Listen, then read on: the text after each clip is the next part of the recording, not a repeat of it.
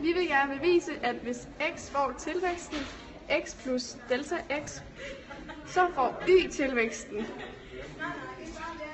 en stigning på a gange delta x, som er vist her. Og det vil vi gerne bevise. Vi vil gerne bevise denne forskrift. Okay, vi ved, at en funktion hedder f af x er lige med ax plus b. Og nu har vores funktionsforskrift bare fået en tilvækst på delta x, som er plusset her. I det næste tilfælde her, der har vi bare fjernet parentesen, så der i stedet for at stå det her, kommer til at stå a gange x plus a og gange delta x plus b. I det næste tilfælde, så rykker vi bare om på rækkefølgen, så vi rykker plus b'en her.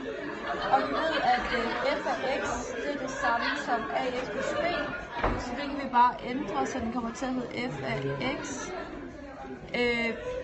plus a gange delta x, at det er tilvæksten, som funktionen får, når man ganger med, eller det er tilvækst på delta x.